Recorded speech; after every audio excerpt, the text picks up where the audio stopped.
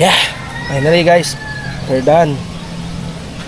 Tapos na tayo sa 15 rides guys. Kumita tayo ng 743 pesos. Hindi pa kasama yung incentives.